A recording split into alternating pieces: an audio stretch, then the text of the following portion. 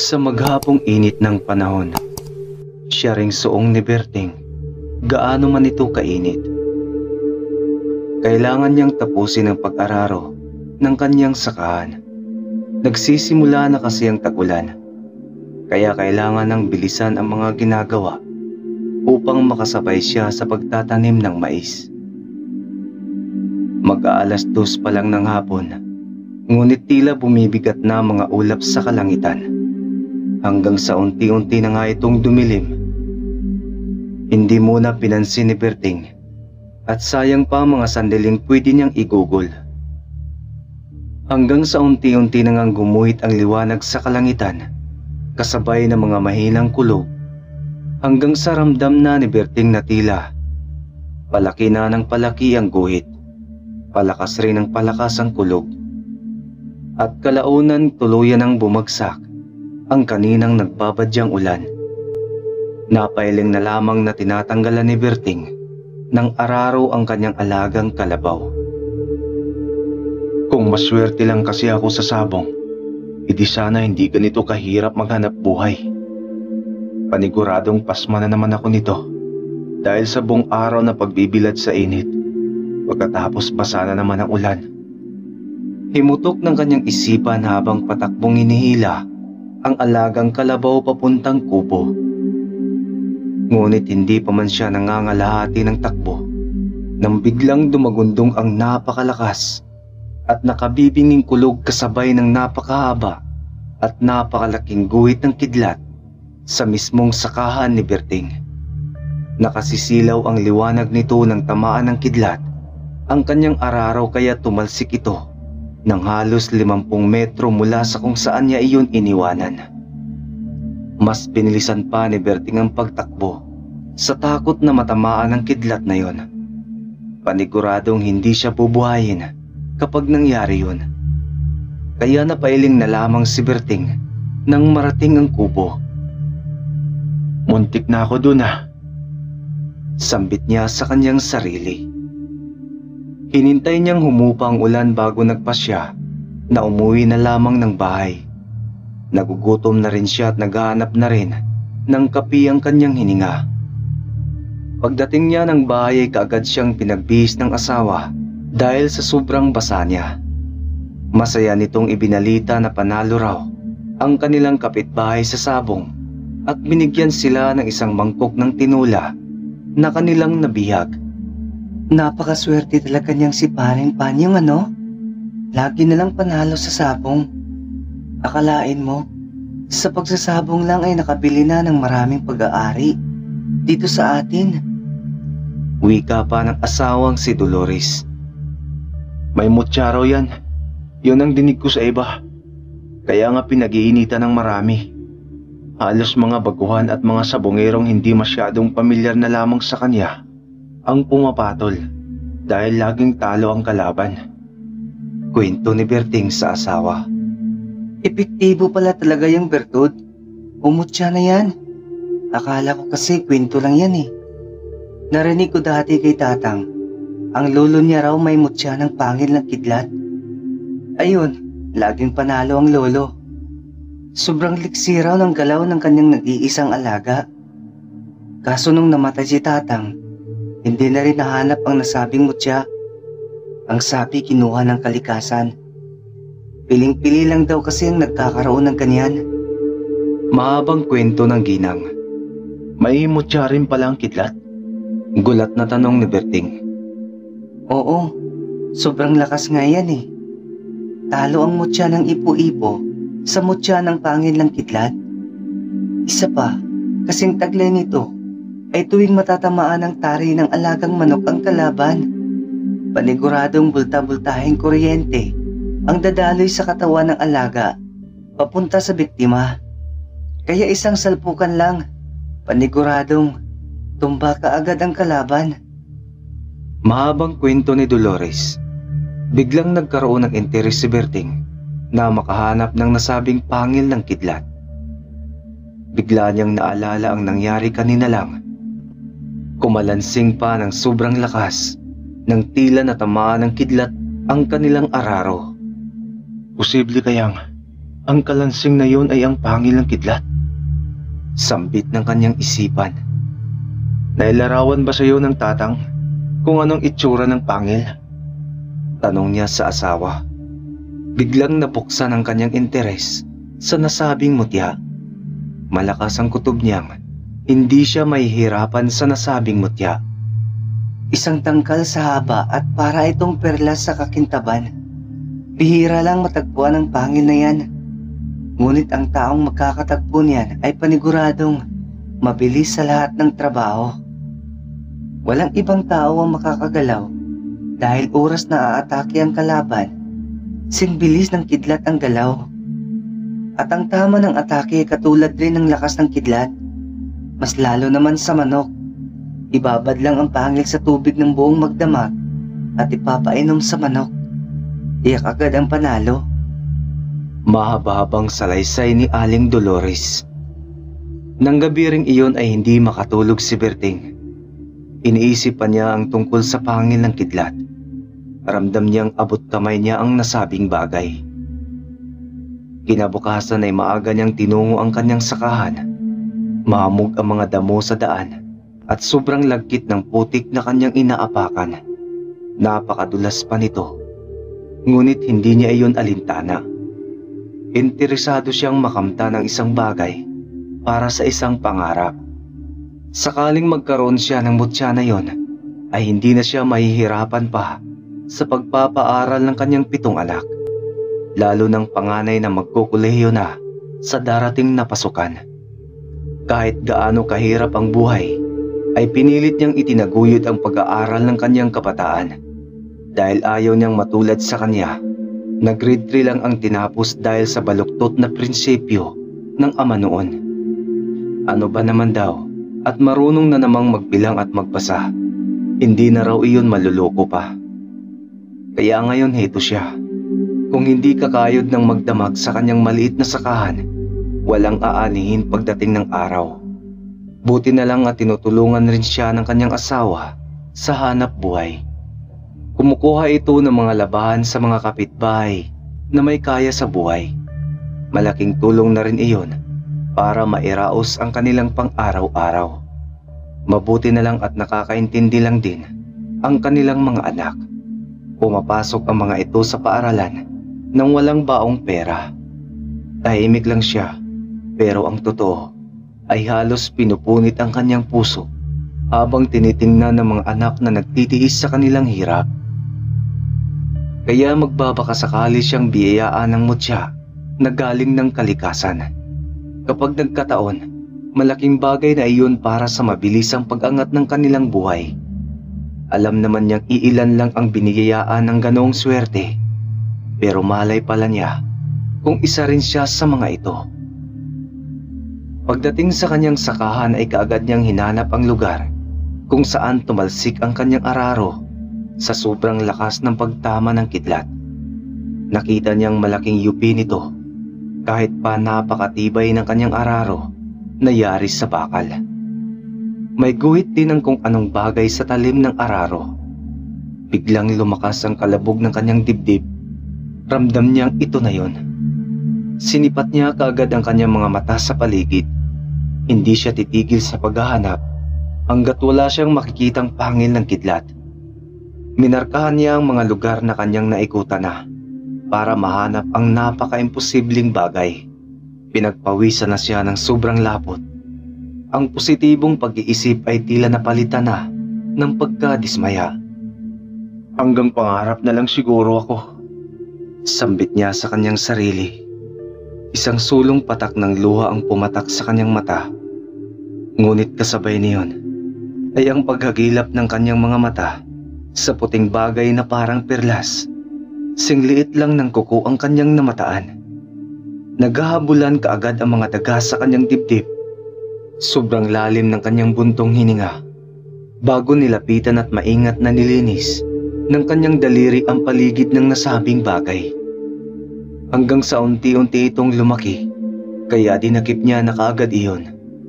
Mabilis siyang pumunta sa kanilang kubo. Kumuha siya ng isang tabo ng tubig at nilinis doon ang nasabing bagay na puno ng putik. Bumungad sa kanyang mga mata ang saktong-sakto sa inilarawan ng asawa. Ito nga siya. Maligayang wika ni Berting at kaagad na pinatuyo iyon ng malinis na damit. Wala na siyang plano pang mag-araro ng araw na yon. Umuwi kaagad siya ng bahay at kinuha ang alkansya na nakatago sa baol. Anong gagawin mo sa inipon mong barya? Hindi pa naman puno yan ah. Nagtatakang tanong ni Aling Dolores. Bibili ako ng tandang Dolores. Wika niya at tuluyan ng sinira ang nasabing alkansya. Ano? Berting naman. Huwag ka naman sanang tumulad sa mga kapitbahay natin. Pambili na lang ng bigas, isusugal pa. Angil ng asawa. Walang magawang asawa kundi pabayaan na lang ang asawa. Kaagad itong gumayak papuntang malaking farm ng manukan sa kabilang baryo. Nagtanong pa ito sa may-ari kung anong breed ng manok ang maganda sa sabong. Gimor Paul, ito ang nirekomenda ng may-ari. Nang sabihin ng may-ari ang presyo, ay napangiwi ito. Wala pang kalahati ang dala ng pera sa presyo nito. Umuwi si Berting, nalaylay ang balikat. Hanggang naisip niya ang kapitbahay na may mga manok ring panabong. Hihiramin na lang niya ang isa sa mga yon, o kung hindi ay uutangin na lang. Magkasundo naman silang lagi ng kapitbahay niyang iyon, kaya paniguradong papayag yon. Ang bariyang kanyang naipon ay gagawin niyang puhunan pampusta. Nang gabing iyon ay binabad na kaagad niyang nasabing pangil sa isang tabo ng tubig. Napapayag niya kasi ang kanyang kapitbahay. Ang kasunduan nila ay magbibigay siya ng balato dito kapag nanalo. Kahit may kalayuan ng kabilang baryo, ay hindi iyon alintana ng magkakapitbahay. Desidido ang mga ito para manalo sa sabong. Positibo ang utak ni Berting na magdadala siya pauwi ng malaking pera. Bukod kasi sa barya niya, ay sinikrito niya ring manghiram ng 10,000 sa kanyang kapitbahay. May mga pundo kasi ang mga itong pera. Dahil nakapag-abroad ang panganay, ginawa na lamang niyang kolateral ang kanyang alagang kalabaw. Pagdating sa sabungan, ay mabilis itong nakahanap ng katapat. Niyabangan pa siya ng kalaban na parang hinatid lang daw ni Berting ang alaga para gawing tinula at pagsaluhan ng buong pamilya nito. Tahimik lang si Berting kahit kinakabahan.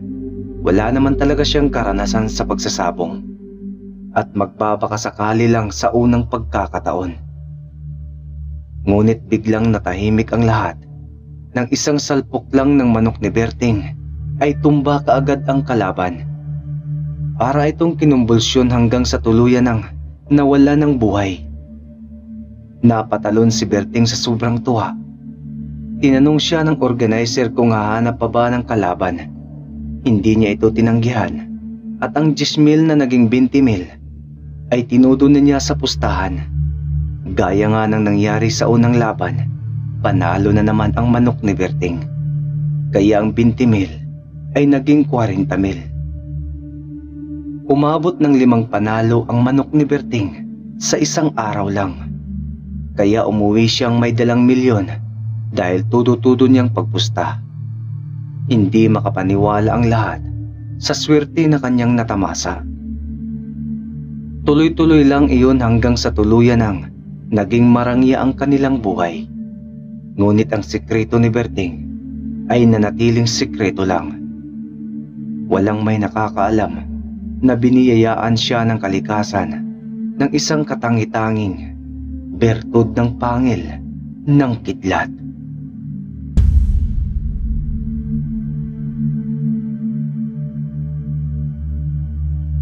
Edad 28 na si Tonyo, ngunit hindi pa rin nakapag-asawa dahil sa hirap ng buhay. May naibigan siya dati na para sa kanya ay isa na sanang ideya na asawa. Ngunit ayaw ng mga magulang nito sa kanya. Mahirap lang kasi ang pamilya ni Tonyo at ang gusto ng pamilya ng babae, maiahon sila sa hirap. Kaya naghanap ng may kaya sa buhay o di kaya ay profesional. Sa ganda ng dalaga, hindi naman talaga malayong magustuhan ito ng mayaman. Kaya sa nangyaring iyon, na-indespair ang lalaki. Hindi na muling naghanap pa ng babaeng mamahalin. Takot siyang ma-reject muli at may phobia na rin sa mga magulang na posibleng may hawak ng desisyon para sa anak na dalaga. Pagkukupra ang pangkabuhayan ng pamilya ni Tonyo at sa araw na iyon, siya ang naatasang umakyat sa matataas na puno ng niyog. Sa mga panahong iyon si Tonyo ay may kaalaman na sa tinatawag nilang putian. Iyong grupo ng mga taong nag-aaral ng salitang Latin na makapangyarihan. Albularyo at manghuhula rin ang kanyang ama, kaya hindi mahirap sa kanya ang matuto agad. Napabagsak na niya minsan ang isang aswang na nag-amok sa kanilang bahay. At maraming pagkakataon na niya itong napatunayan at nagamit sa sarili. Lalo na kapag nasa bingit siya ng kamatayan. Inaalagaan niya rin ito ng gusto. Wala siyang bisyo upang mapanatiling malinis ang sarili, na siyang unang sangkap upang magkaroon ng bisa ang mga pinag-aralan niya na salitang Latin. Makulimlim ang panahon. Tiyak na uulan kaya mabilis lahat ng mga galaw ni Tonyo. Ngunit isang malakas na kidlat ang gumuhit at bago pa man mabitawan ni Tonyo ang hawak na karet, ay ramdam na niya ang pamamanhid ng kanyang buong katawan. Isipan na lang niya ang gumagana ng mga panahong iyon. Nakapikit na rin ang kanyang mga mata at tila manhid ang kanyang buong katawan na bumagsak sa damuhan. Swerte at sa mga Carabao grass lang tumama ang kanyang likuran. Hindi niya nakalimutan ang mag-usal ng Latin gamit ang kanyang isipan. Pagkatapos mag-usal noon ay bigla na lang umitim lahat at nagising na lang si Tonyo na basang-basa na ng ulan at buhat-buhat na ng kanyang kapatid na binata rin at ng kanyang ama. "Anong nangyari sa akin?" tanong ni Tonyo. Salamat naman at gising ka na, anak. Tinamaan ka ng kidlat. Nag-aalalang wika ng kanyang ama. Hindi iyon naalala ni Tonyo. Tila nagka-amnesia siyang saglit. Ramdam pa rin niya ang pamamanid ng buong katawan na tila kay hirap gumalaw. Matapos ng isang linggong gamutan sa mga paso ni Tonyo na dulot ng kidlat, ay unti-unti na rin ang mga itong naghilom. Hanggang sa naalala na ni Tonyo kung ano ang nangyari sa kanya. Nanlumo itong hindi makapaniwala na buhay pa siya. Gayong sobrang taas ng nabagsakan niya. Swerte ring hindi tumama sa bato ang kanyang katawan at ulo. Gayong mabato naman ang lugar na iyon. Naalala niyang bago siya nawala ng lakas, ay isang malakas na tila bultahe ng kuryente ang tumama sa kanyang balakang. Dahilan para mawala ng lakas ang kanyang mga paa at tuluyang nahulog. Pero bago siya tumama sa lupa, naiusal pa niya ang isang Latin para sa proteksyon sa sarili. Anak, siguradong nabuhay ka para sa isang misyon. Hindi biro ang nangyari sa'yo. Saad ng ama ni Tonyo, at mabuti na lang daw at hindi sa katawan niya tumama ang ulo ng kidlat kung nagkataon wasak ang kanyang katawan. "Anong ibig mong sabihin, tay?" Nagtatakang tanong ni Tonyo sa ama.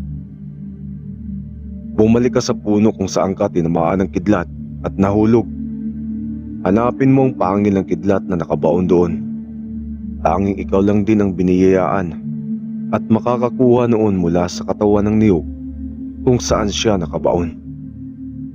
Hindi sumang-ayon si Tonyo sa sinabi ng ama. Sa nangyari sa kanyang iyon, trauma ang inabot niya. Natatakot na siyang tumingala sa ganong kataas na puno. May pobya na rin yata siya sa kidlat, kaya mariin siyang tumanggi sa utos ng ama. Anak, huwag kang magpakalunod sa katauhan ng mahina. Isipin mong kaya ka binuhay ng Panginoon dahil may katangi-tangi kang pagkatao na magtatanggol sa iyong angkan at iba pang nangangailangan. Paliwanag ng kanyang ama. Ikaw ang susunod sa akin at ang iyong kaalaman at kapangyarihan sa huli ay di hamak na mas doble kaysa sa akin. Dagdag pa nito, dahil sa paghihikayat ng ama, napilitan ang binata na puntahan ang nasabing puno. Pero isinama niya ang kanyang kapatid. Sakaling natatakot siyang umakyat, ay ito na ang kanyang uutusan dahil sanay rin naman itong umakyat ng niyog. Pagdating doon ay hindi nga siya nagkamali. Kahit pagtingala sa mismong puno, ay tila hindi pa niya kaya. Tila kumakalam ang kanyang talampakan na hindi niya maintindihan. Nanlalamig ang kanyang mga kamay, kaya ang kapatid niya ang inutusan niyang umakyat. Tanging puno lang ang nakatayo dahil wala na itong mga dahon at bunga. Malaki rin ang guhit ng pagkapunit ng puno na nilikha ng kidlat. Pagdating sa ibabaw, ay kaagad na hinanap ni Dudong ang nasabing pangil ng kidlat. Matagal pa bago niya iyon nahanap. Sinundan niya lang ang tama ng kidlat. Namataan niyang nakausling puting bagay na halos kalahating dangkal lang. Pinilit niya itong hinila mula sa pagkakabaon. Ngunit nahihirapan siya at sobrang tigas ng pagkakadikit. Bumaba na lamang ito at sinabing hindi matanggal mula sa pagkakabaon, kaya uuwi na lang umano sila. Hindi pumayag si Tonyo. Inipon niya lahat ang kanyang lakas ng loob at pinilit akyatin ang puno hanggang sa maabot ang taas niyon. Kaagad niyang nahanap ang nasabing pangil. Inipon pa niya ang kanyang lakas sa pag-aakalang sobrang hirap at tigas nga nitong kunin. Ngunit kamuntik pa siyang mahulog muli dahil ang pangil na nasa kanyang mga kamay ay hindi naman ganoon kahirap bunutin. Binatukan niya ang kanyang kapatid pagdating sa baba dahil sa inis. Napakamot na lang ito sa ulo at bubulong-bulong sa hangin dahil totoo naman ang kanyang sinabi. Sa mga sandaling iyon, habang nasa loob ng kanyang nakakuyom na kamay ang pangil ng kidlat, ramdam ni Tonyo ang kakaibang puwersa na unti-unting bumabalot sa kanya. Tila nababagalan siya sa kanyang kapatid at may tila mga salitang Latin na nais kumawala sa kanyang mga bibig. Nagulat na lang si Dudong nang kwelyuhan siya ni Tonyo at binitin pa itaas. Pagkatapos bigla na lang silang nasa kanilang bakuran. Hala, astig yun kuya. Paano mo yun nagawa? Tanong ng kapatid nitong tila hindi pa rin makapaniwala. Maging si Tonyo naman ay nagulat din. Hindi niya napagandaan ang bagay na iyon. Subalit alam niyang dahil iyon sa mutya ng pangil ng kidlat. Pinalagay iyon ni Tonyo sa isang habak at laging sinusuot sa balakang. Ngunit sa unang araw na nasa kanya iyon, ay talagang sinubok sila ng pagkakataon. Sinukat marahil ang kanyang kaalaman at kung anumang rason. Dahil bigla na lang pinagbabaril ng isang grupong bandido ang kanilang bahay. Talagang hindi ang mga ito tumigil hanggat hindi nauubos ang bala ng mga baril ng mga ito. Talagang pinaulan na ng bala ang kanilang bahay. Ngunit nasalo lahat ni Tonyo at ng kanyang ama na may hawak rin ng mutya ng mata ng ipo-ipo. Dalawa silang nakipagpatintero sa mga bala, habang ang ina nito na may katandaan na rin at si Dudong ay nakadapa lang sa kanilang sahig na kawayan. Biglang tumahimik sa labas. Ibig sabihin ay wala nang bala ang mga kalaban. Halos umabot pa iyon ng halos 1 oras. Puro butas na rin ang kanilang dingding na yari lamang sa plywood na ordinaryo. Narinig nila mga yabag ng mga tao papasok sa loob ng kanilang bakuran dahil doon ay naalarma ang binatang si Tonyo. Kaagad na hinila patayo ang ina at kapatid nito. Pagkatapos ay umusal ng Latin habang nakapikit. Bigla na lang silang nasa bakuran ng kanyang tiyahin na kapatid ng kanyang inay. Inutusan niya ang mga itong pumasok at kaagad na binalikan ang ama. Nakita niyang marami na itong naitumba. Kahit matanda na ang kanyang ama, ay sobrang liksi pa rin ito. At alam niya kung anong dahilan ang hawak nitong mutya. Tinulungan niya ang ama sa pakikipaglaban. Nang makita ng 2 tao na hindi ordinaryo ang lakas ng mag-ama, ay kaagad ang mga itong tumakas. Ngunit mabilis lang itong nahabol ni Tonyo at sinalya. "Anong kailangan niyo sa pamilya namin?" Galit na tanong ni Tonyo. Nagmamakaawa ang 2 na huwag silang patayin at magsasalita na sila. "Wala naman talaga akong pinatay sa mga kasama niyo. Pinalian lang ng buto para madala. Kaya mga iyan walang malay ay dahil hindi kinaya ang sakit. Mga mahinang nilalang." Litanya ni Tonyo. Naihi sa takot ang isa kaya napailing si Tonyo. Baril lang palang nagpapalakas ng loob sa inyo. Ngayong wala nang balang baril nyo, iihi na lang kayo sa pantalon dahil sa takot. Galit na tanong ng ama ni Tonyo. Napatawa na lang si Tonyo.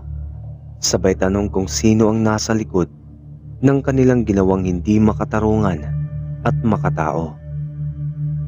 Ikinanta nito na utos iyon ng mayor. Dahil ayaw daw pumayag ng kanyang ama na ibenta ang malaking bahagi ng lupa nito na malapit sa dagat kung saan gustong gawing resort at tourist spot ng isang gahamang mayor ng lugar. Nagkatinginan ang mag-ama. Napailing ang matanda. Alam niya na si mayor ang may gawa nito sa kanila dahil wala naman silang tao na naagarbyado. Maliban lang dito, sa mayor nila na atat na mabili ang kanilang lupang pag-aari.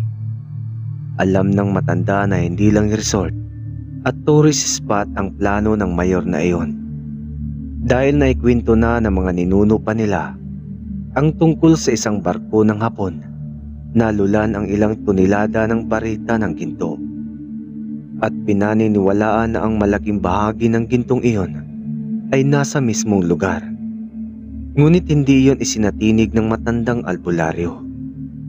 Bagkus ay sinabi niya sa 2 na natirang galamay ng mayor na ibalita dito ang mismong nangyari. Biglang pumutok sa kanilang baryo ang kinaadman o kakaibang hiwaga ng pagkatao mayroon ang mag-ama. Halos lahat ng mga taga-baryo ay humahanga sa kanila. Ngunit ang mainggiting mayor ay hindi makatanggap ng pagkatalo. Kaya nagbigay ng malaking pabuya na kung sino man ang makakakuha ng mga natatanging mutya ng mag-ama ay may makukuhang malaking pabuya. Marami ang nagka-interes sa buhay ng mag-ama sa mga sandaling yon. Alam nilang hindi na sila ligtas sa lugar na iyon, subalit hindi sila natatakot sa banta ng paligid. Ilalaban pa rin nila ang kanilang karapatan dahil nasa tamang panig sila. Wala silang busis dahil ordinaryong mamamayan lang sila. Hawak ng nasa mataas na posisyon ng batas, kaya tanging ang hawak nilang sandata ay ang alay sa kanila ng nasa itaas at ng kalikasan. Ang mutya na sa kanilang mag-ama ipinagkatiwala. Isang magandang dalaga ang napadpad sa kanilang lugar. Kahali-hali na ang taglay nitong kagandahan.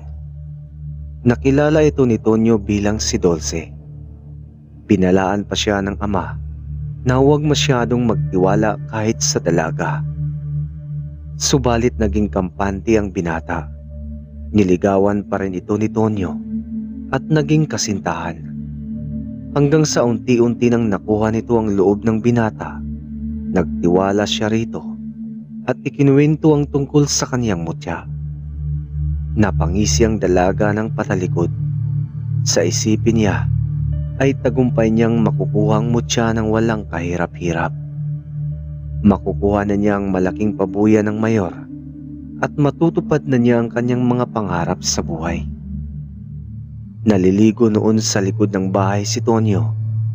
Iniwanan niyang habak na nakaipit sa bubong dahil bawal itong mabasa ng tubig. Ang hindi niya alam ay palihim siyang minamatyaga ng kasintahang si Dulce. At ang hindi rin alam ni Dulce, lihim rin siyang minamatyagan ng ama ni Tonyo. Hihilahin na noon ng dalaga ang habak na nakaipit sa bubong na yari sa nipa nang bigla siyang sawayin ng ama ni Tonyo. Anong gagawin mo riyan? Tanong ng matanda. Nagulat ang dalaga ngunit hindi siya nagpapigil. Mabilis niyang itinago sa likod kahit alam niya na nakita na ito ng matanda. Ibigay mo sa akin yan. Sabi ko na nga ba, at di ba ang pakay mo sa anak ko? Traitor! Galit na asik ng matanda. Hahakbang na sana ito palabas, ngunit kasing bilis ng ipo-ipo ang galaw ng matanda. Kaagad nitong kinuha ang hawak nitong ninakaw na habak. Ang eksena na iyon ay naabutan ni Tonyo. Nasaktan siya ng sobra dahil minahal na niya ang babae. Ngunit inamin nitong pera lang ang kailangan nito at hindi totoong pag-ibig. Nawasak man ang puso ng binata ay wala siyang magawa. Umibig lang naman siyang muli. Inakala na iyon ang totoong pag-ibig para sa kanya. Ay iyon pala ay bitag lang din para sa ikalalaglag niya. Samantalang isang malakas na sampal ang tanging napala ni Dulce sa tiyuhing mayor. Ay simple ng pinapagawa ko sa'yo. Hindi mo pa nakaya? Galit na tanong nito. Anong magagawa ko? Ikakaibang taglay ng mag-amang yun. Reklamo ng dalaga. Naitapon ng mayor ang hawak na kopeta sa sahig dahil sa galit. Ako ang harap sa mag-amang yun. Sambit ng mayor. Kaagad itong gumayak kasama ang maraming tauhan at bitbit ang mga dekalibreng baril. Pagdating ng bahay ng mga ito na ilang buwan pa lang naayos ang dingding, ay muli na naman itong pinaulanan ng bala. Ngunit gaya ng nangyari noong una, naubos lang din hanggang sa granada na ang ibinato ng mismong mayor. Ngunit mabilis itong nasalo ni Tonyo. Kasing bilis ng kidlat niya ay yung naitapon sa dagat, kaya doon iyon sumabog. Habang ang ibang tauhan ay nakipagbakbakan sa ama ni Tonyo. Alam ng binata na kayang-kaya lamang iyon ng ama, kaya ang gagawin niya ay makipaglaro kay Mayor. Sakay ito ng kanyang kotse at pinipilit siyang maabutan ng sasakyan nito para banggain. Tinawanan lamang iyon ni Tonyo. Kahit iikutin pa nito ang buong lungsod, ay hindi tatabla ng pagod si Tonyo. Hindi rin nangangalahati sa taglay niyang bilis ang bilis ng pagpapaharurot nito ng kotse. Ihaatid na kita ngayon sa impyerno, Mayor. Sigaw ni Tonyo at nang malapit na siya sa bangin, kaagad siyang tumalon. Ngunit kumapit siya sa sanga ng kahoy na ipil na naroon. Habang ang kotse ng gahamang tao, pagdating sa ilalim ay wasak. Paniguradong maging ang katawan ng taong nasa loob ay wasak rin. Nariyan na si Satanas para sunduin ka, Mayor. Sigaw pa ng binata bago tuluyang iniwan ang lugar. Si Tonyo at ang ama nito ang kinatatakutan sa lugar na yon. Walang sino man ang naglakas ng loob na mang-abuso ng kapwa dahil si Tonyo ang kanilang magiging katapat na may hawak ng mutya ng kidlat.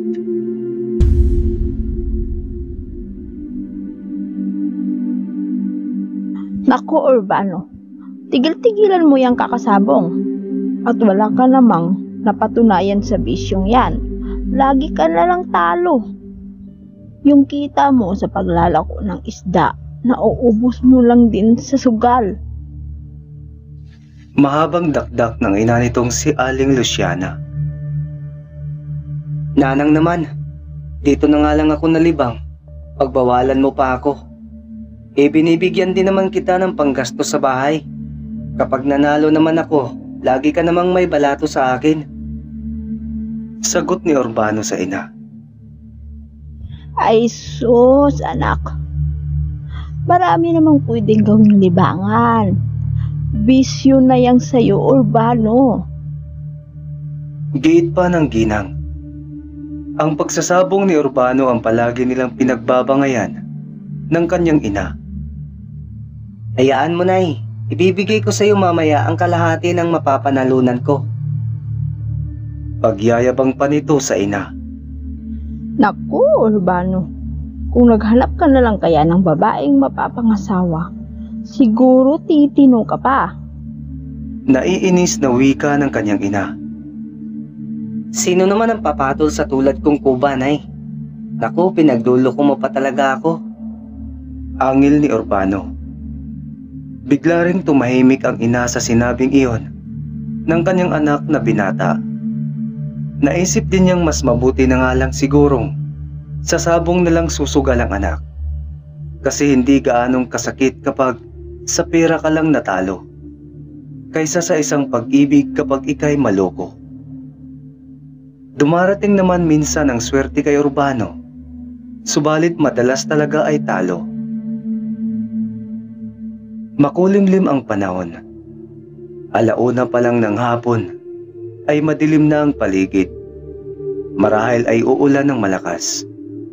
Subalit hindi pa rin nagpaawat si Urbano. Pupunta siya ng sabungan para makipusta sa sabong. Hindi na muna niya dadalhin ang kanyang alaga. Saka na niya ito ilalaban sapagkat nag-iisa na lang ito. May kakaiba siyang pakiramdam na tila kay bigat sa kanyang loob. Malamang ay matatalo ito kung ilalaban niya sa sabong. Kaya pahinga muna ang kanyang alaga. Saka na ito ilalaban kapag sigurado na siyang nasa kondisyon nito.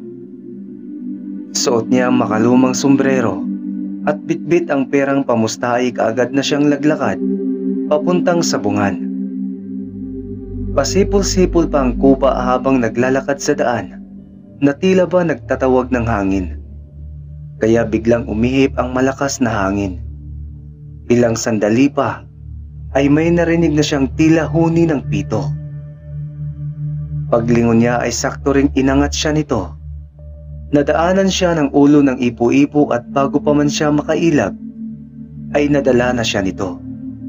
Sapon niya ang sombrero sa ulo upang hindi mawalay sa kanya. Inikot-ikot siya ng napakalakas ng ipo-ipo. Magtatatlong ikot na nang may mamataan si Urbano sa mismong gitna ng ipo-ipo. Isang maliit na bato na parang perlas, subalit parang gamunggo lang ang laki nito. Kumikinang ito na parang bato bantiling. Naalala kaagad niya ang kwento ng kanyang lolo na kung gaano kabilis at kalakas ang nilalang na maswerteng makakuha nito. Kaagad niyang kinuha ang sombrero sa ulo at mabilis na dinakip iyon gamit nito. Biglang natigil ang ipo-ipo kaya nabitawan siya nito at naibagsak sa lupa. Kaagad niyang sinilip ang loob ng sombrerong hawak. Napalabi siya nang makita ang gabutin na laki ng bato na kanyang nakuha. Alam niyang iyon na ang magpapabago ng kanyang buhay. Iyon na magbibigay sa kanya ng panghabang buhay na swerte at biyaya. Nang tuluyan ang bumagsak ang ulan ay tumakbo na lamang siya pabalik sa kanilang bahay. Nasa kalagitnaan na sana siya ng paglalakad papuntang sabungan. Pero ayos lang yon. Babawi na lang siya sa susunod na sabong. Pagdating ng bahay ay basang-basa siya. Ayan, o diba? Kahit ang ulan ay ayaw matuloy ka sa plano mo kasi siguradong talo pa rin naman. Wika ng ina pagdating niya.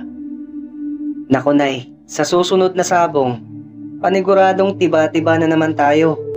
At tuloy-tuloy na yon. Itong maliit nating bahay ay magiging isang malaking bahay na bato. At itong lupain sa ating harapan ay magiging pagmamay-ari na rin natin. At magkakaroon na ng napakaraming mga uri ng manok na panabong. Mahabang kwento pa nito. Diyos ko, Urbano. Nilalagnat ka yata at kung ano-anong sumasagi sa iyong isipan. Nabahalang tugon ng kanyang ina. Hindi po nay, totoo po yun. Patutunayan ko yan sa'yo. Wika pa nito na parang siguradong sigurado. Pinagbihis na siya ng kanyang ina at hindi na pinatulan pa. Sikretong nilibing ni Urbano ang mutya ng ipo-ipo sa ilalim ng pakpak ng kanyang manok na panabong. Maagang maaga pa lang, sinigurado niyang hindi maimpeksyon ang sugat nito, kaya inalagaan niya hanggang sa tuluyang gumaling. Napalabi siya habang tinitingnan ang kanyang alaga. Ito na ang umpisa. Yayaman na kami. Wika pa niya sa sarili. Makalipas nga ang 3 buwan, handang-handa ng kanyang manok na panabong. Tinodo na niya kaagad ang kanyang perang pamusta. Napahanga ang lahat ng sabungero nang makita ang husay at tapang ng kanyang manok na lemon game fowl. Nakapanalo na ito ng 2 beses, subalit mas nagiging mabilis pa ito ng triple sa pagkakataong iyon. Ang mga katangian nitong sidestepping and counter puncher. Napakagaling nito sa pag-aabang at timing ng pamalo. Laging nakaabang ang pamatay na pamalo. Para rin itong hatcher sa sobrang tapang. Napakatalino at wise na uri ng panabong. Lahat iyon ay mas naging visible sa alagang manok ni Urbano. Binili niya ito sa mahal na halaga, subalit worth it ang presyo ng kanyang pagkabili. Dahil milyon ang balik nito sa kanya. Dahil ang kanyang lemon game fowl ay may taglay ng bertud ng ipo-ipo. Iyawan ang panig ni Urbano dahil sa pagkapanalo ng alaga. Sinwerte lang yan. Sa susunod, makikita niyo. Tutulad din niya ng kanyang mga dating alaga. Rinig ni Urbano na wika ng isang sabungero na may malawak na farm ng manukan. Napangisi lang si Urbano sa sinabi nito. Yan ang akala mo. Sambit niya sa kanyang isip. Pagdating ng bahay ay kaagad niyang ibinalita sa ina ang pagkapanalo niya. Kaagad na ibinigay sa kanyang ina ang bihag para gawing tinula. Binigyan niya rin ito ng pera. Kita mo na, ang lapad din ang ngiti mo na eh. Basta't may pang-ulam at pera ang kamay. Tutyo ni Urbano sa ina. Tumahimik ka nga, Urbano. Minsan lang naman to eh. Angil ng kanyang ina, kaya napatahimik na lang din ito. May dumating na kapitbahay na nakapanood din ng manok ni Urbano kung paano ito lumaban. Ang galing ng manok mo, Urbano. Kakaiba. Gusto mo bang isabong ulit yan? May sabong sa kabilang bayan bukas. Mas malaki ang pustahan doon.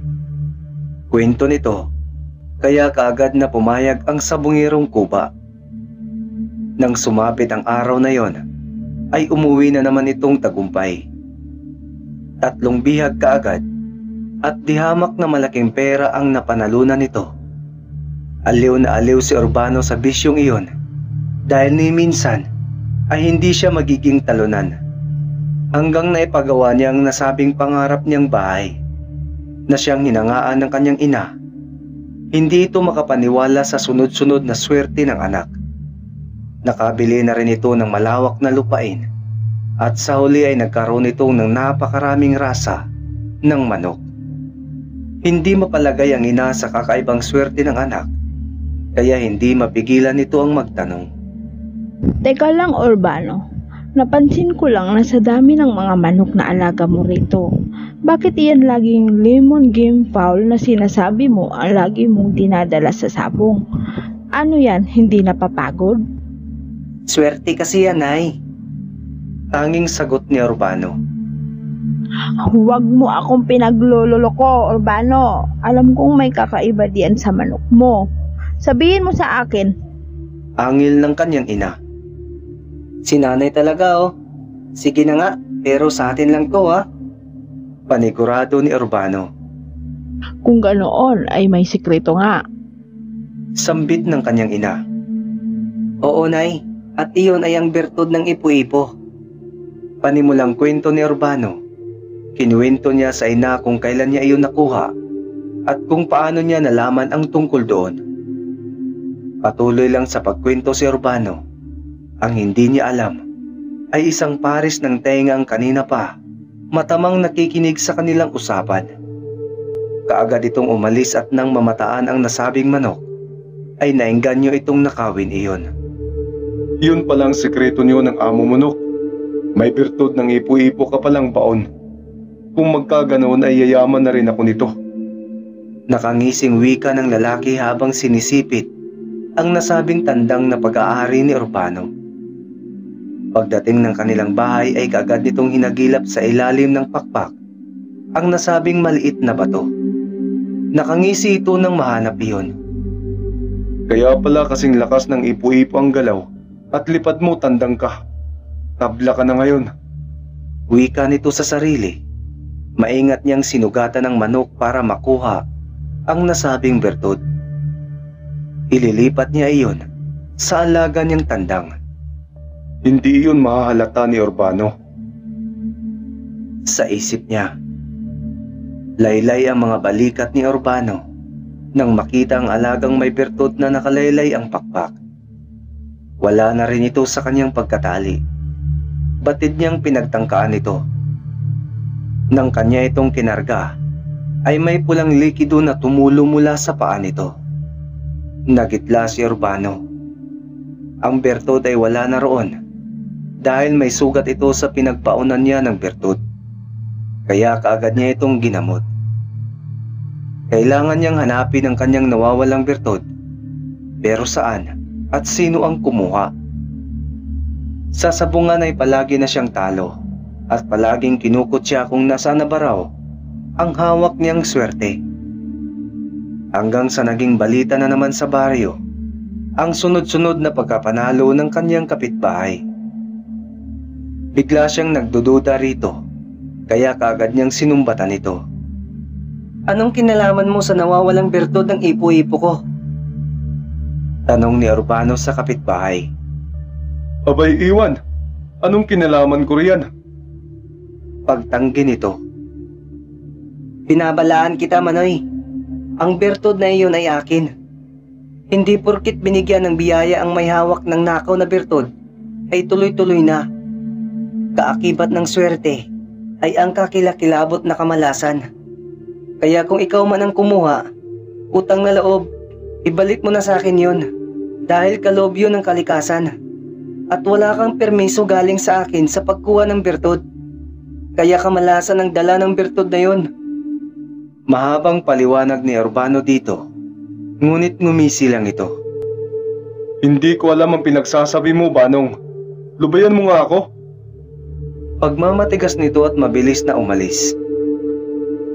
Pagkalipas ng isang linggo, ay sunod-sunod na kamalasan ang dumating sa buhay ng matandang lalaki na nagnakaw ng bertud. Ang kanyang asawa ay nagkasakit at kahit naubos na lahat ng naipong pera nila, ay hindi pa rin ito gumagaling. Nagkabaon-baon pa ito sa utang, hanggang sa ito na rin ay nagkasakit. Naisip nito ang sinabi ni Urbano, kaya bitbit ang alagang tandang, ay umiiyak siya at napaluhod sa harap ni Urbano na nagmamakaawa. Parang awa mo na, Urbano. Alisin mo ang sumpa. Pagalingin mo ako at ang aking asawa. Ibabalik ko na sa iyo ang bertud na pag-aari mo. Umiiyak nitong wika. Wala akong binitawan na sumpa, Manay. Kusa ay iyong mawawala dahil naging malaya kayo sa pagkakasala. Umuwi ka na. Gagaling ka agad kung ano man ang dinaramdam niyo. Utos ni Urbano. Napalabi siya nang makita ang alagang manok na pinaglipatan ni Manoy ng bertud. Napailing na lamang siya subalit nagpasalamat na rin dahil nagbabalik na ang bagay na nagbibigay swerte sa kanyang buhay. Binayaran niya rin lahat ang pagkakautang ng kanyang kapitbahay. Maraming mga mahihirap din siyang natulungan. Ang biyayang natanggap niya ay hindi niya pinagkait sa iba. Ang dating pangarap na para sa sarili lang ay biglang nagbago. Dahil lahat ng kanilang mga malalapit sa puso at pamilya ay hindi niya rin pinabayaan. Dahil ang yaman ay hindi nadadala hanggang kamatayan. Subalit ang ligasiya ng pagiging mabuting tao, laging bukang bibig ng karamihan, kahit pa ito ay nasa kabilang buhay na.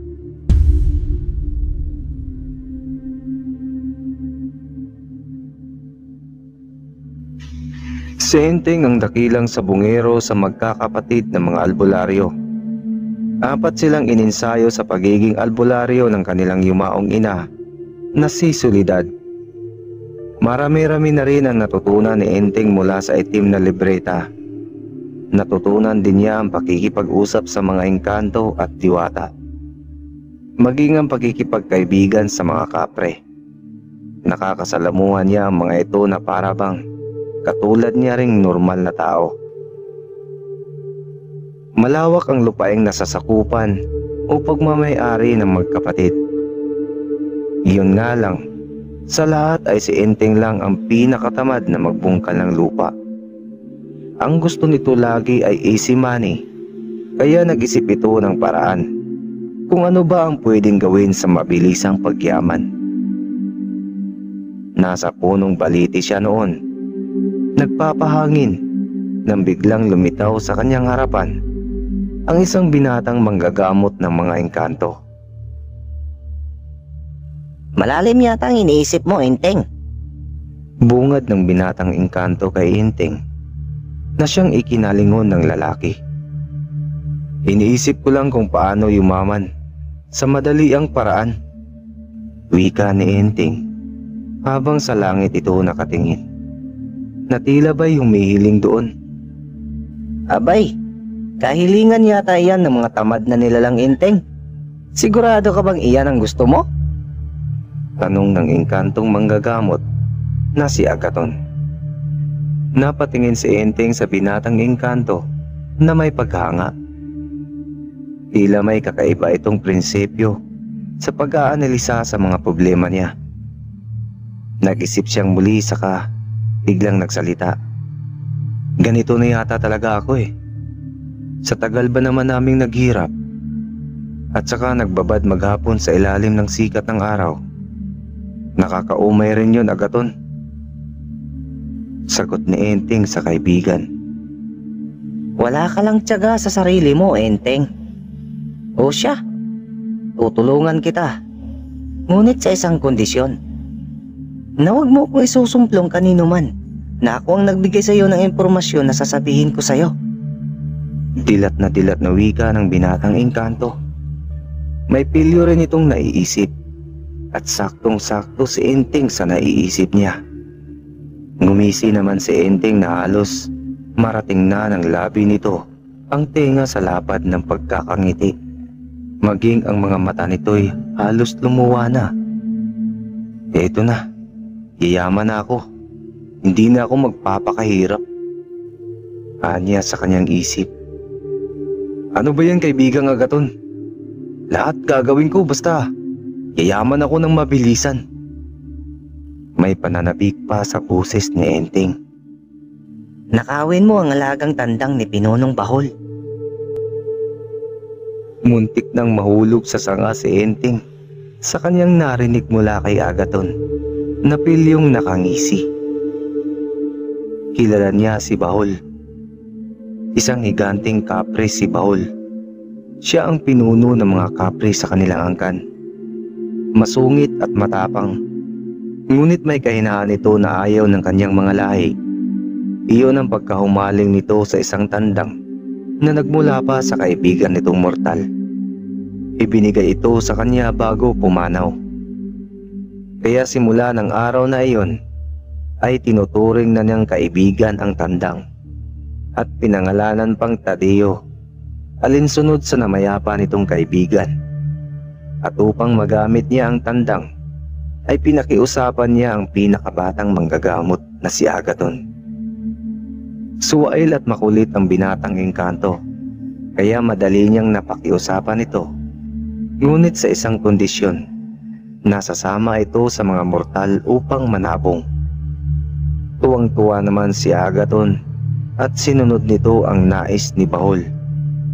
Binigyan niya ng kapangyarihan ang tandang at ilang beses na silang nagpabalik-balik sa mundo ng mga mortal. Dahil sa sobrang pagkahumaling ni Agathon sa sabong, ay minsan na niyang ipinuslit ang tandang, at nang malaman ito ni Bahol ay kinastigo ito at inilipat sa ibang lugar. Doon niya nakilala si Enteng. Sige ba? Pero sabihin mo sa akin kung sa paanong paraan ko manakaw ang tandang na yun at kung saan ba nakatago. Porsigidong saad ng albularyong si Enteng. Sa ikapitong talon ng Mambukal, matatagpuan ang pinakamalaking balete ng mahiwagang bundok. Nasa gilid iyon ng talon nakatirik, at sa gilid niyon ay ang kumukulong tubig na konektado sa bulkan ng Kanlaon. Makikita mo ang maliit na kuweba na halos katawan mo lang ang pwedeng makapasok. Umusal ka ng Latina, Sinete, me perere donec missio mia, empleator. Ulitin mo ito ng 7 beses bago ka pumasok sa lagusang iyon, at tatandaan mong bawal kang kumuha kahit isang tipak ng diamante na iyong makapakan o madadaanan, dahil kung hindi ay hindi ka na makakalabas pa ng buhay roon. Nakabantay si Haring Cobra na matagal nang naninirahan sa kuwebang iyon. At ang panghuli, huwag mong tingnan ang gintong baka na nakatayo sa gilid ng tandang na panabong. Piliin mo yung pula, dahil iyon ang manok na panabong na magbibigay ng yaman sa iyo na hindi maubos-ubos kahit kailan. Mahabang tagupili ni Agathon sa kaibigang si Enteng. Agad naglakbay si Enteng at ginawang gabay ang mga sinasabi at babala ni Agathon. Nang makarating si Enteng sa lugar na binanggit ng kaibigan, nakatingala siya sa malaking balete at nasa gilid nito ang talon na tugma sa binanggit ng engkanto. Gaya ng habili nito, ay inusal ng binatang albularyo ang dasal na Latin na 7 beses. Pagkatapos niyang gawin iyon, ay nakita niya ang munting lagusan na lumiwanag sa talon. Gaya ng sabi, sakto lang sa kanya ang butas nito at nagtuloy siyang pumasok. Ilang segundong liwanag ang kanyang dinaanan, kaya napapikit siya, at nang imulat niya ang kanyang mga mata, ay napanganga siya sa kanyang nakita. Maging ang kanyang inaapakan ay nagkikislapan at umikinang ng mga bato. Klase-klaseng diamante ang nakikita ni Enteng at natutokso siyang pagdadamputin iyon. Subalit, ang mga paalala at babala ni Agathon ay siyang umiiral sa kanya. Maging ang karanasan niya sa mga pagsubok na kanyang nalagpasan ay mabilis niyang iwinaksi ang mga isiping magpapayaman na sa kanya ang mga batong iyon. Grabe, ang ganda naman. Bulalas ni Enteng na makita ang kanyang dinaraanan. Nakita kaagad ni Enteng ang nasabing tandang na nasa kanan, at ang nasa kaliwang bahagi nito ay mga tandang din na kulay ginto na parehong abala sa pagkain ng mga maliliit na piraso ng ginto. Maraming mga alagang naroroon, subalit ang tandang na kulay pula lamang ang halatang galing sa mundo ng mga tao. Dahil ang ibang alaga na naroon ay kulay ginto at mayroon din namang hindi puro. Pero may palamuti pa rin iyon na kulay ginto, ang iba ay nasa liig. Ang iba naman ay nasa pakpak at kung saan pang bahagi ng katawan nila. Maging ang mga kuneho o iba pang alaga ay kulay ginto rin. Pero hindi na niya binigyan pansin pa iyon. Kailangan na niyang makalabas kaagad habang nasa kanya pa ang kapangyarihang hindi nakikita. Mabilis niyang naitakas ang tandang.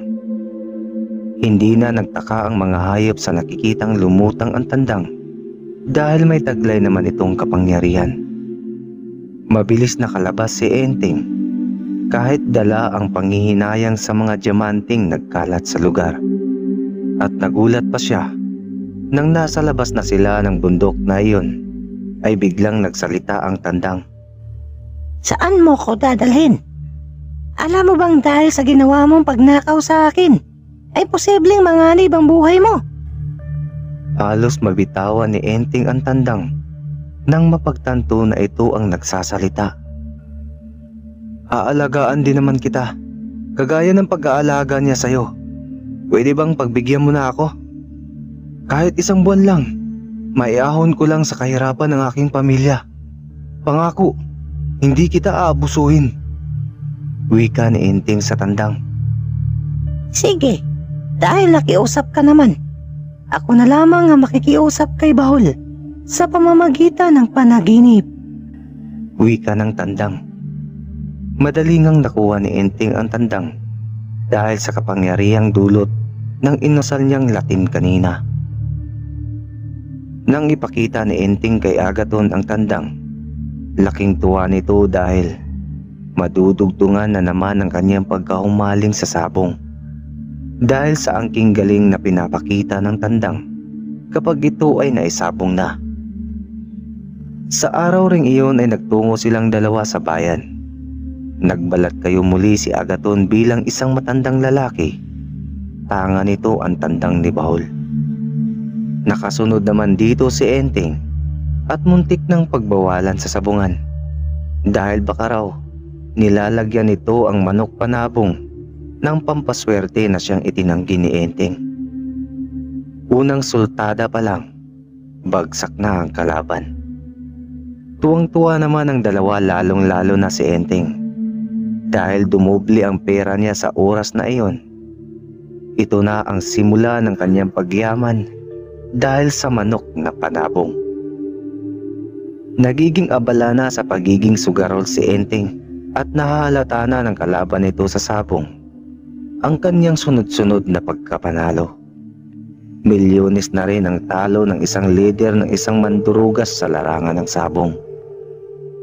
Dahil sa matinding galit nito sa kanya, ay ipinagutos nito sa kanyang mga tauhan na hanapin ang tirahan ni Enteng at dakpin ito kasama ang alagang tandang. Ang manok na pula na sinasabing nagbibigay ng swerte at nakakalulang yaman na hindi pa nito nahawakan ni minsan kung hindi lang sa swerteng ibinibigay ng alaga nitong tandang. Sumapit ang hating gabi. Walang kamalay-malay si Enteng na pinasok na pala ng mga tauhan ng kalaban sa sabong ang bahay niya. Hindi ito nakapaganda at wala man lang itong kalaban-laban nang dalhin ng 6 na armadong kalalakihan kasama ang alaga nitong tandang. Bakit hindi mamatay-matay ang manok mo at hindi natatalo? Anong orasyon ang ginamit mo, Enteng? Bulyaw ni Don Ramon kay Enteng nang magkaharap na ang mga ito. Wala akong nilagay sa manok, Don Roman. Mahinang saad ni Enteng dahil sa kakagulpi ng mga tauhan ng Don. Kilala kita, Enteng. Magaling kang albularyo. Inuulit ko, anong ginawa mo sa manok? Matigas nitong sabi kay Enteng. Umiling lamang ang huli dahil ipinangako niya kay Agathon na hindi niya ipagsasabi ang tungkol dito. Dahil ayaw sabihin ni Enteng sa gahamang Don ang sekreto ng tandang, ay tinutukan ito ng baril. Tutal, ayaw mo rin lang namang sabihin. Papatayin na lang kita. At ako na ang magmamay-ari ng manok. Sambit ng Don at kakalabitin na sana nito ang gatilyo ng baril nang biglang tumilaok ng napakalakas ang manok. At nang tingnan nila ito ay may katabi na itong malaking baka na kulay itim at kambing na kasing puti ng gatas. Matatalim ang mga titig nito at handa ng sumugod. Nagulat naman ang mga tauhan ng Don at hindi nila alam ang gagawin. Magkahalong pagtataka kasi at kaba ang kanilang nadarama dahil sa kanilang nakita at kung bakit mayroong baka at kambing katabi ng tandang sa lugar kung saan sila lang ang naroroon. At hindi sila nakahuma pa nang pagsungagin sila ng baka at kambing. Bago pa man sila mapuruan ay nagsitakbuhan na sila at naiwan ang Don na hindi makagalaw dahil sa pagkagulat. Kitang-kita ng Don kung paanong magpalitan niyo ang dalawang hayop. Ang kaninang kalabaw ay naging si Bahol, ang kapring nagmamay-ari kay Tadeo, ang pulang tandang. Ang mahaba't kulot nitong buhok at ang hawak-hawak nitong mahabang tupi ng tabako at ang mabalbo nitong kamay, maging katangkara nito, ang makapagsabing isa itong kapre. Ang puting kambing ay nagiging si Agaton, ang maputi at guwapong engkanto na kaibigan Enteng. Ang nakatulalang si Don Roman ay mas lalong nagulat at nakanganga sa nasaksihan. Nilapitan naman ni Agaton ang Don at iglap lang ay nawalan ito ng malay. Nilapitan naman ni Bahol at hinimas ang tandang. Napamulat ng mga mata si Enteng dahil sa gulat nang makilala nito ang totoong kaanyuan. Ang tatay Tadeo niya na matagal nang nawawala. "Tatay!" Sigaw ni Enteng nang mamukhaan ang tandang na naging tao. Doon isinalaysay ni Tadeo ang buong katotohanan. Alam kasi nito ang pag-uugali ni Enteng, kaya naman humiling siya sa kanyang kaibigan na maging manok kung sakaling pumanaw na siya upang matulungan ang anak sa huling pagkakataon. Lahat ng iyon ay pagsubok kay Enteng. Dangan nga lang dinukot siya ng Don, kaya biglaan ang kanilang paglitaw. Pagdating sa bahay nila Enteng ay naglabas ng mga ginto si Bahol at ibinigay sa kanya. Kasama ito sa hiling ni Tadeo sa kabutihan nito sa dalawang engkanto. Iyon na rin ang huling pagpapakita nito sa anak at muli silang bumalik sa mundo ng mga engkanto. Lumipat na rin ang lugar ang pamilya ni Enteng dahil nangangamba itong babalikan ni Don Roman.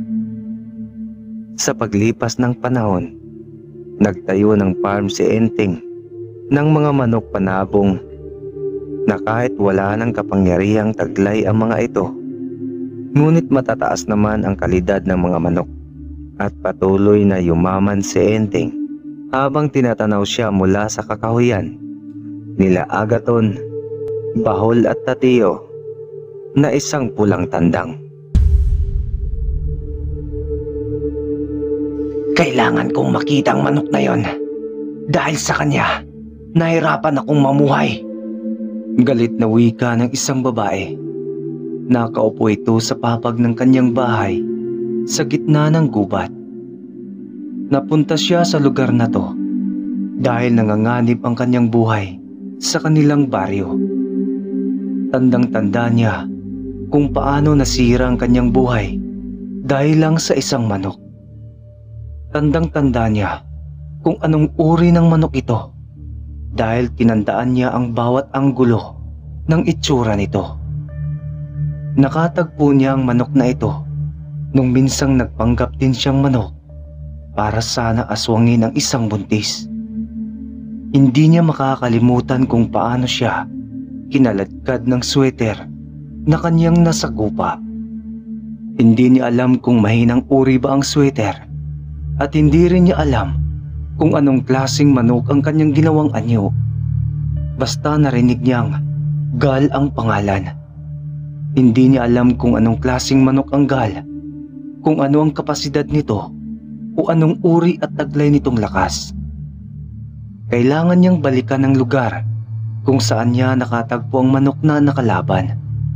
Mag-iisip siya kung paano ang tamang laban para matalo ang sweater at makuha ang dapat sa kanya. Kailangan kong makaisip ng paraan. Isang gabing muling nagmatsyag ang aswang. Kailangan niyang malaman kung sino ang manok na yon. Nag-ala detective siya sa pagmamatsyag sa isang kubo. Dito niya nakasugupa ang manok na yon. Nakita niyang bumaba ang isang matandang lalaki na may hawak na manok. Tandang-tanda niya ang itsura nito. Mahaba ang balahibo sa buntot. Maganda ang istasyon ng katawan. Kulay dilaw ang paa at pikamp. Pulang mapusyaw. Pulang dibdib at bandirahan. Ito nga, walang duda. Ito ang manok na kanyang nakasagupa. Sumilay sa mga labi niyang isang ngiti. Nasawari niya ay tagumpay na para sa kanya. Nararamdaman niyang malakas lang ang manok na to. Ngunit ang kahinaan nito'y hindi tumatagal sa drug fight. Humanda ka sa aking manok ka. May paglalagyan ka. Anya, sa katila bumubulong sa hangin ng isang salitang hindi maunawaan. Na ang ibig sabihin ay, sa kabilugan ng buwan, iyong matitikman ang hagupit ng api. Saka tumakbo, pabalik sa kanyang munting kubo sa gitna ng masukal na kagubatan. At doon nagsasagawa siya ng orasyong nanghahatak ng enerhiya ng kalakasan. Samantala sa bahay ni Mang Adolfo, ang albularyong nag-aalaga sa manok na sweater ay abala ito sa pagpapaligo ng kanyang panabong na pinangalanan niyang Bukit. Nagulat na lamang siya sa alagang manok na ito dahil hindi naman ito nahasa upang maging panabong.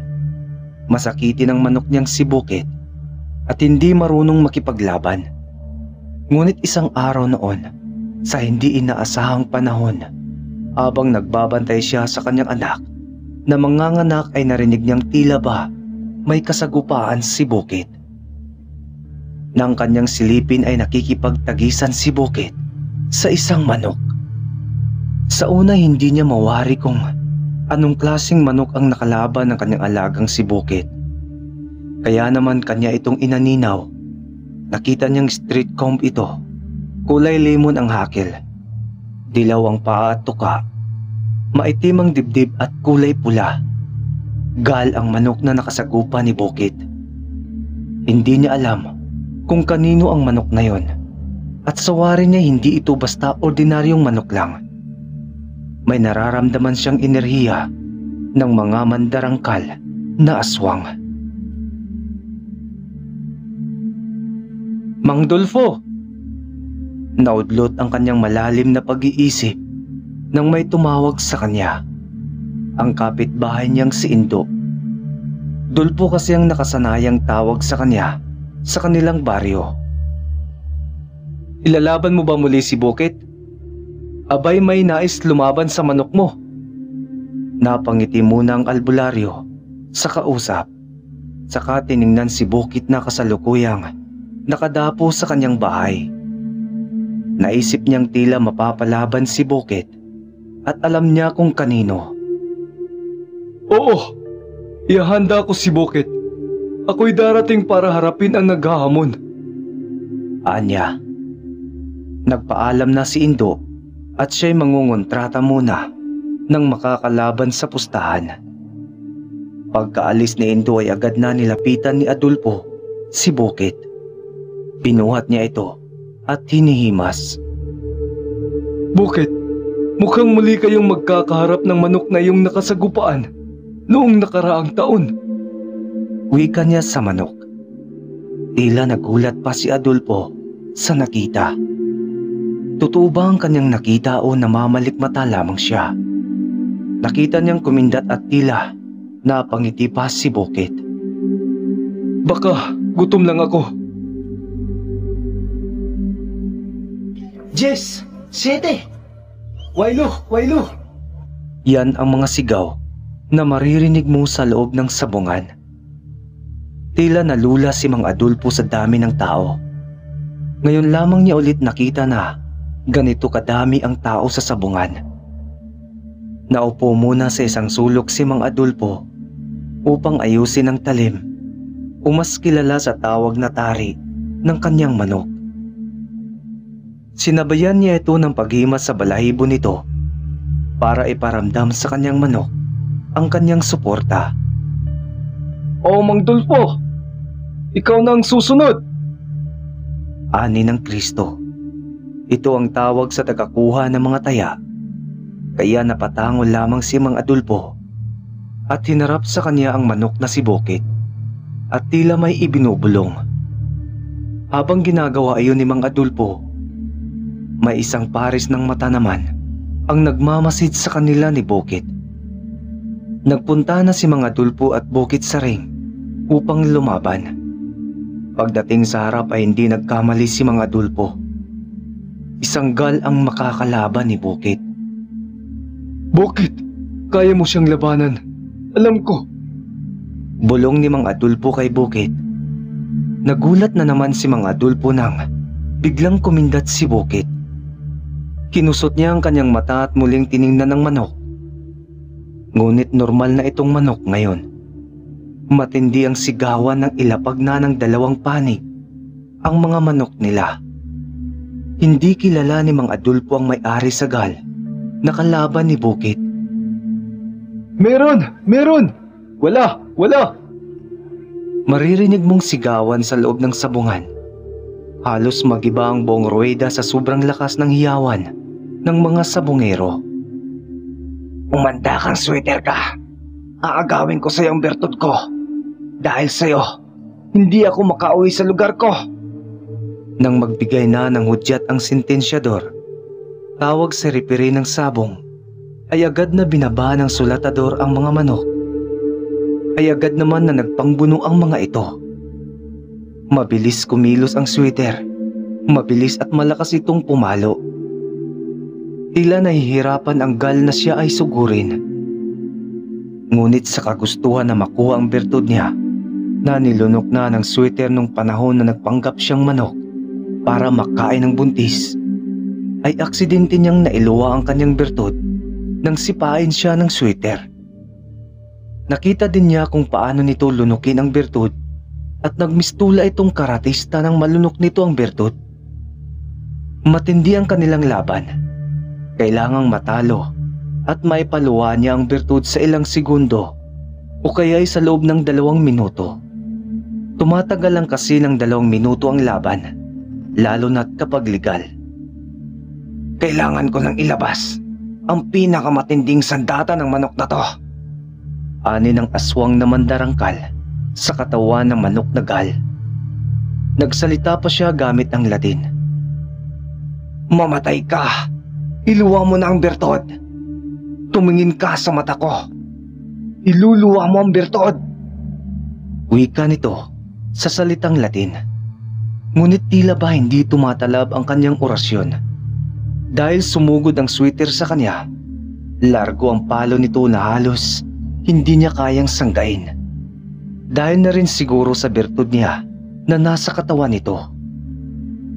Bakit kasi sa gal pa siya napunta? Sa wari niya isa itong mahinang manok.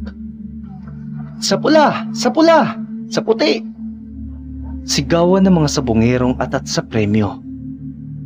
Kung nasa kanya lang ang bertud, tiyak ubos sa kanya ang mga sabungerong ito. Sa tindi ng pag-iisip niya, naramdaman niyang may tumutuka sa kanyang ulo. Halos ubusin na nito ang kanyang buhok. Pag-angat ng paningin, ang sweater na animoy kumikindat pa sa kanya.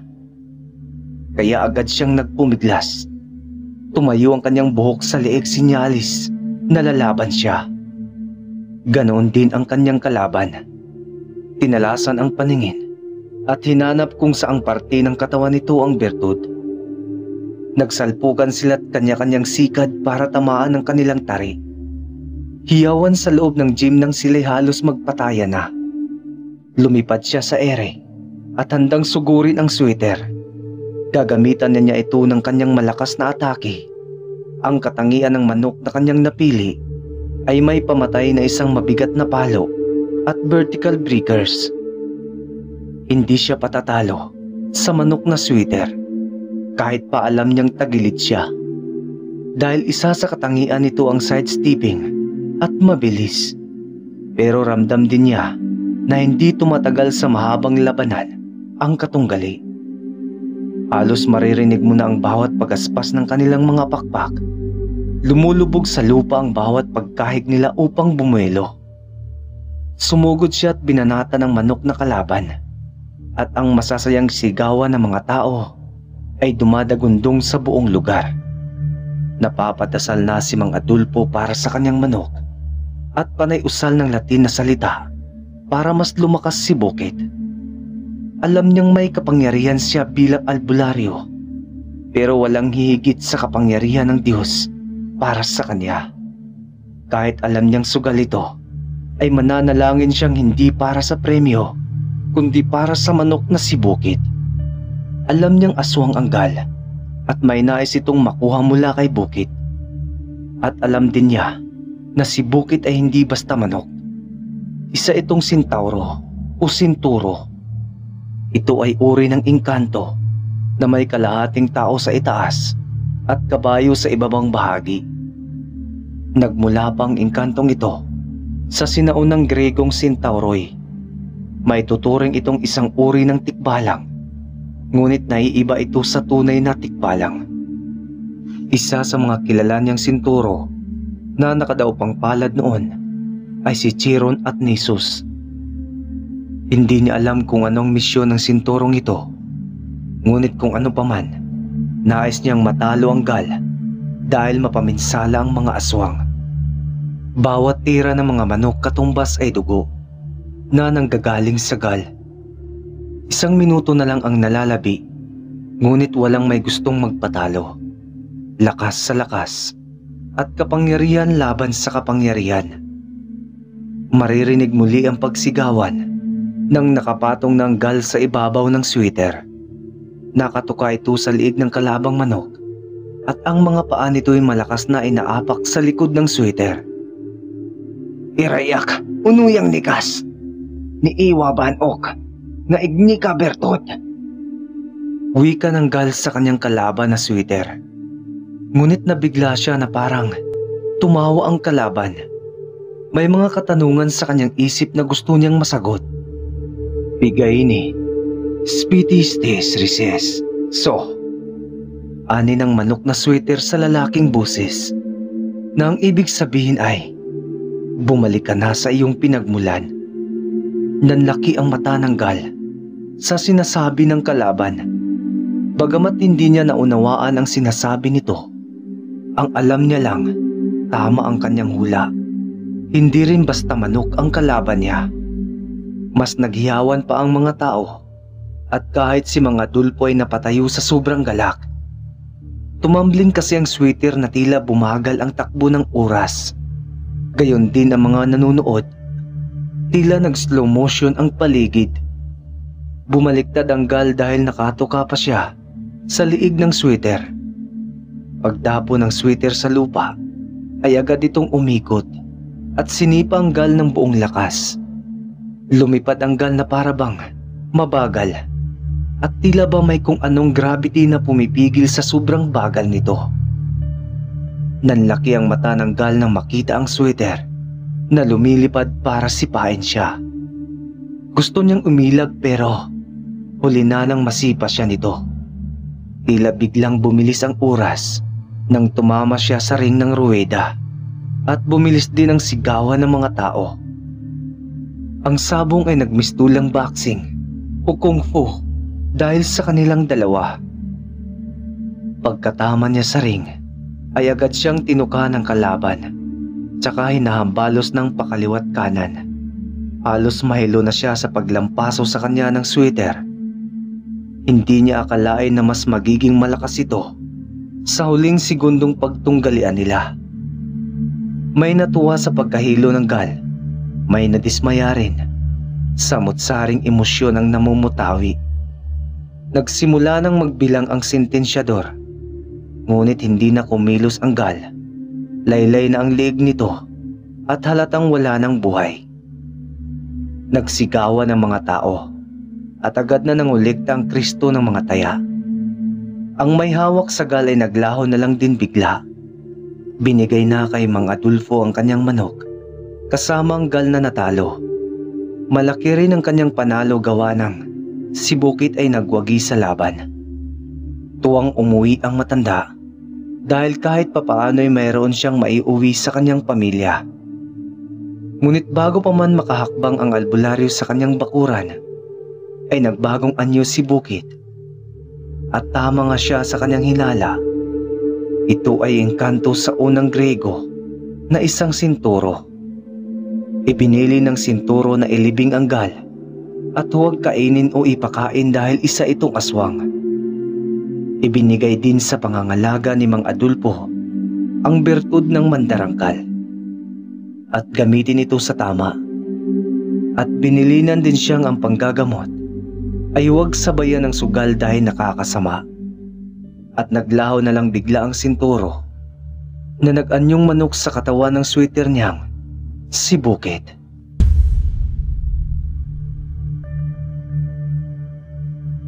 Madaling araw pa lang ay kaharap na ni Gardo ang kanyang 5 manok na panabong. Ang 5 ito ay ilang beses nang nakatanggap ng pagkapanalo. At iyon ay dahil sa pagiging bihasa niya sa pagkilatis kung mananalo ba o matatalo ang alaga kapag kanya nang isasabong. Mag-iisang dekada na rin siyang nahumaling sa pagsasabong. Hindi lang sa panalong pera kundi pati na rin sa mga bihag na masaya nilang pinagsaluhan ng dalawa ng kanyang asawang si Aida.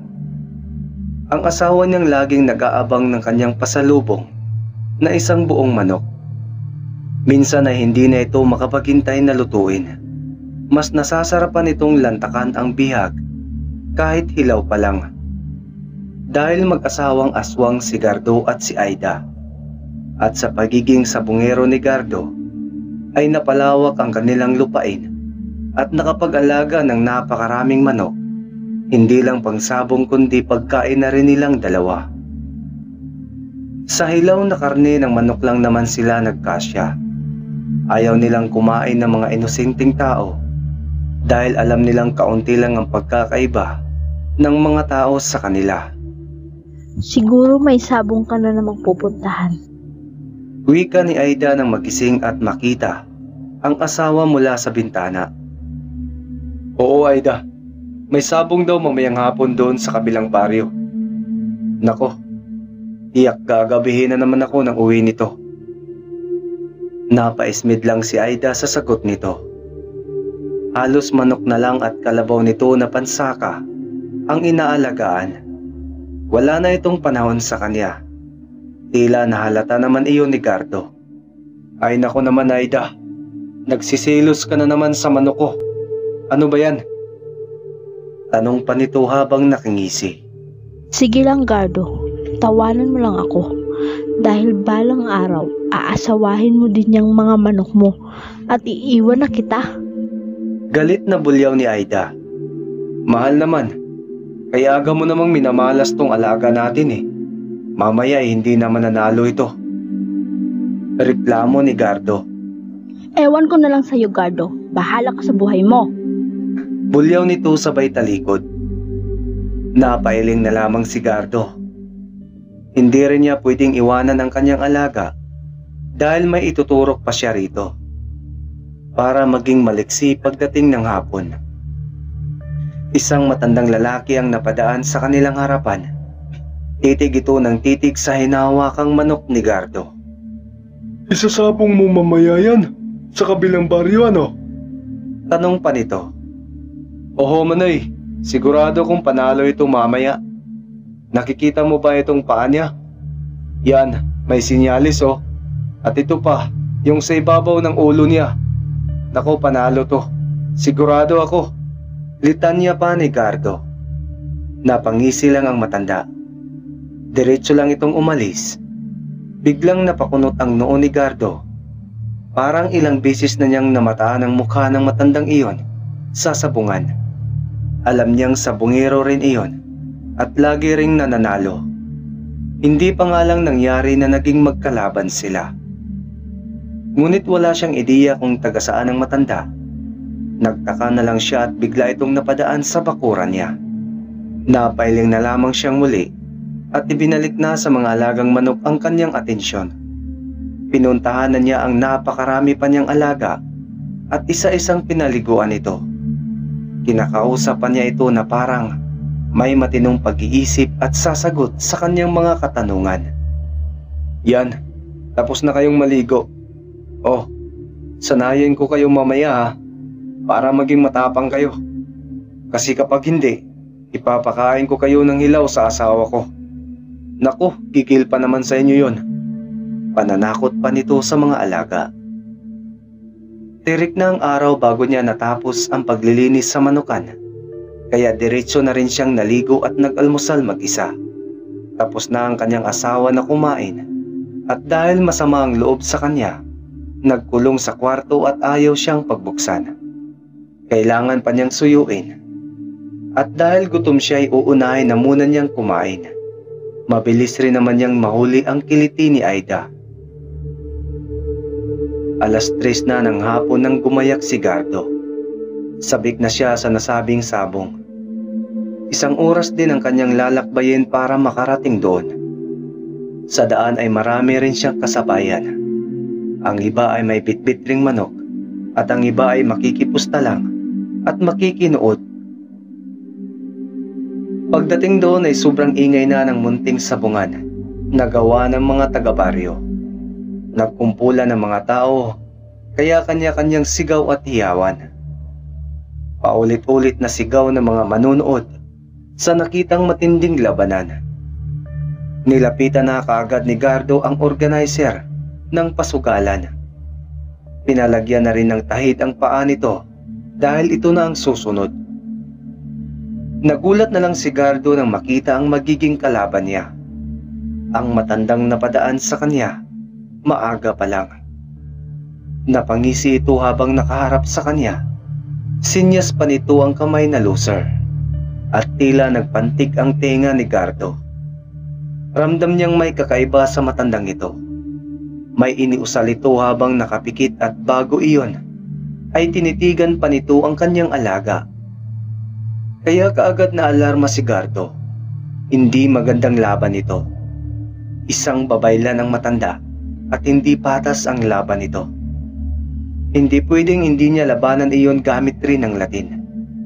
Isa siyang aswang, kaya marami rin siyang alam ng mga Latin. Gagamit na lang siya ng Latin para sa proteksyon ng kanyang alaga. Total, ayaw naman ng matanda ng normal na labanan. Hindi maglalaban ng kanilang manok, kapangyarihan laban sa kapangyarihan. Inakala ba ng matandang ito na maiisahan siya nito? Kaagad na inusal ni Gardo ang salitang pangharang at nang hindi makalapat sa balat o katawan ng kanyang alaga, ang tahid na nasa paa ng manok ng kalaban. Sator, Aripo, Tinit, Opera. Ang kanyang usal habang tinitigan ng kanyang alaga. Ilang sandali pa, nagkaharap na ang dalawang manok. Nagsimulang tumayo ang mga balahibo ng mga ito sa leeg. Pawang naghihintay ng pag-atake. Isang tusik sa ulo ng kalaban ang ginawa ng manok ni Gardo at tila ito umudyat para umatake ang kalaban. Lumipad sa ere at gustong sunggaban ng tahid nito ang tiyan ng alaga ni Gardo. Subalit kakatuwang tila may malakas na enerhiya ang tumutulak dito palayo, kaya hindi matamaan ang alaga ni Gardo. Kaagad na kumuha ng buwelo ang manok ni Gardo. Siya naman ang aatake ngunit umilag rin ito. Sobrang bilis nitong kumilos at sa bawat paglipad ng manok ni Gardo, papalapit dito ay naiilagan din ito. Hanggang sa sabay-sabay na ang mga itong lumipad sa ere. Napaatras ang manonood at ang iba ay tumalon na sa labas sa takot na sila ay matamaan ng tahid. Marami ang namangha ngunit marami rin ang natakot sa nasabing labanan. Iyon lang yata ang sabong na napanood nila na lubhang napakadelikado. Walang pakialam ang mga manok kung saan silang dako magpupunta. Sobrang lakas pa ng enerhiya sa pagitan ng dalawa. "Ano tanda? Kaya pa?" Tanong ni Gardo na mababasa lamang sa kanyang mga mata habang tinititigan ang mga mata ng matandang kalaban. Mandaraya! Sagot ng matanda habang nakatitig kay Gardo. "Ikaw yun, tanda. Ngayon patigilin mo ang manok mo para matapos na ito at natatakot na ang mga tao." Wika ni Gardo, mata sa mata pa rin ang pag-uusap nila. Nang makitang ginawa naman ng matanda ang kalaga nito ang alagang manok sa ibinalot nitong enerhiya gamit ang salitang Latin. At sinabay na rin niya ang kanyang alaga. Sabay ang mga itong bumagsak sa lupa na tila ba pagod na pagod na. Sa pagkakataong iyon ay naging normal na ang labanan. Paggabi na ngunit ang dalawang manok pa rin ang naglalaban. Nababagot na ang iba habang ang iba naman ay natutuwa. At sa huli ang manok pa rin ni Gardo ang panalo. Galit na galit ang matanda nang makitang nakabulagta ang kanyang manok. Mandaraya kang lalaki ka! Sigaw ng matanda. "Paano mo nasabi, tanda? Marunong ka dapat tumanggap ng pagkatalo." Wika ni Gardo sa matanda. Kinuha na nito ang kanyang manok na natanggalan na ng tahid, maging ang bihag at ang panalo. Pasipol-sipol pa siyang naglakad pauwi ng bahay. Naisip pa nga niyang liparin na lang upang mapabilis ang kanyang dating. Ang kaso ay marami siyang kasabayan. Ngunit nagulat siya nang mapagtanto na puro itsura ng matanda na nakalaban niya kanina ang nakasabayan niya ngayon. Napagtanto nga niyang isang babaylan ang matanda. Subalit hindi siya natinag. Babaylan lang ito, samantalang siya ay aswang. At marami rin siyang alam sa mga ritual pang babaylan. At isa lang ang paraan upang malaman kung alin sa mga kasama niyang totoo. Nainis pa siya nang sabay-sabay pa ang mga itong humalakhak. Nagmatsyag lang si Gardo kung ano pang pwedeng gawin ng matanda. Alam niyang gagawin nito ang lahat, malinlang lang siya. "Ano ba talagang kailangan mo sa akin, tanda? Ayoko makasakit, kaya huwag mo naman sana kung udyo ka nasaktan ka. Hindi mo alam kung anong kaya kong gawin." Litanya ni Gardo. Sakali bang hihilingin ko sa iyo ang isang bagay, ibibigay mo sa akin? Tanong ng matanda. Kung tingin ko naman na hindi ako dihado at para sa ikabubuti mo at sa akin, bakit naman hindi? Ano nga yun? Tanong ni Gardo rito. Hindi mo ba napansin na mabigat ang bihag na dala mo? Tanong pa ng matanda. Pansin ko rin. Wika ni Gardo. Saka napagtanto na kakaibang ang bigat nito. Kaya napakunot ang noo ng lalaki, tsaka tiningnan ang matanda. Bakit ba? Anong meron sa manok mong ito? Tanong ni Gardo rito. Hindi yan ordinaryong manok lang, Gardo. Isa yang bawa. Ang pinakamataas na uri ng engkanto. At nasa pangangalaga ko yan dahil sa pakiusap ng Inang Reyna. Dahil naging suwail sa kanilang kaharian. Ang totoo ay isa yang prinsipe. At oras na malaman ng Inang Reyna nito at Amang Hari ang pagkamatay ng kanilang anak, hindi lang ako ang mamamatay, pati rin ikaw. Paliwanag ng matanda. Napamulagat ang mga mata ni Gardo. Hindi siya makapaniwala na isang bawa ang napatay ng kanyang alaga.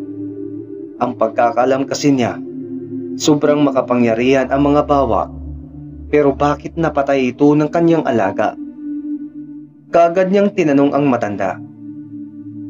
Inalisan siya ng kapangyarihan ng kanyang mga magulang dahil umibig sa isang tao na ipinagbawal sa kanilang kaharian.